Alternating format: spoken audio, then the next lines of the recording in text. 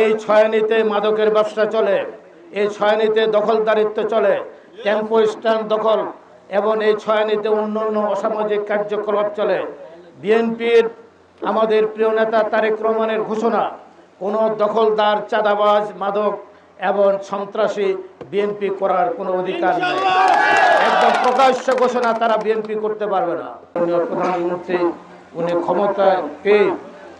ক্ষমতার দুদিনের মধ্যে ঘোষণা করেছেন 20,000 বর্গ কিলোমিটার খাল খনন করবেন, 25 কোটি গাছ লাগাবেন। এই কর্মসূচির উদ্যোগে আজকে এখানে খাল খনন কর্মসূচি চলছে।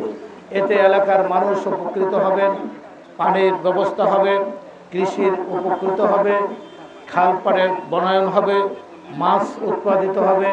সব মিলে এখানে একটি মানুষের উপকার হবে। আমরা মাননীয় প্রধানমন্ত্রীকে ধন্যবাদ দিতে চাই। উনি ওনার বাবার পথ অনুসরণ করে বাংলাদেশের মানুষের ভাগ্য উন্নয়নের জন্য কাজ করে যাচ্ছেন। উনি কেউ খাল কাটার বিরোধিতা করে যদি কোনো কিছু করেন, তাদেরকে এখানে সরকারি পর্যায়ের লোকজন আছেন, সরকারিভাবে তাদের বিরুদ্ধে আইনানুগ ব্যবস্থা গ্রহণ করা হবে। এবং তারা যদি বিএনপির কোনো লোক হয়, তাদেরকে আমি প্রকাশ্য বলে যাচ্ছি, তারা বিএনপি করার কোনো অধিকার নাই, তাদেরকে বহিষ্কার করা হবে। তারা বিএনপি করার কোনো অধিকার রাখে না।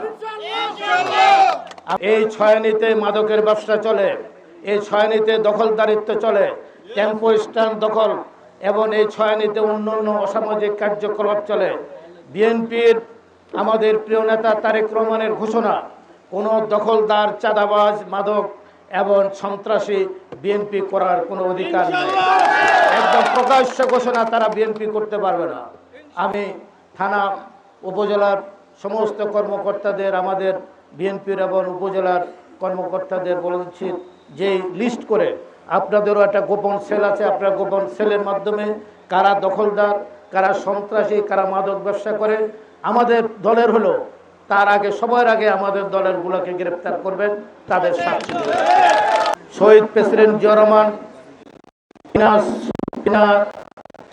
বিনা ইয়েতে মানে আপনার বিনা শ্রমে উনি খাল খনন করেছেন, নিজে খাল কেটেছেন, হাজার হাজার লক্ষ লক্ষ মানুষকে উদ্বুদ্ধ করে খাল খনন করেছেন। এখন সরকারিভাবে আর্থিক অনুদান দেওয়া হচ্ছে। আমাদের প্রিয় নেতা তারেক রহমান নিজেও খাল খননে অংশগ্রহণ করেছেন। আমরা বলতে চাই, বিগত 17 বছরে কি হয়েছে আগামী দিনে বাংলাদেশে সেটা হবে না।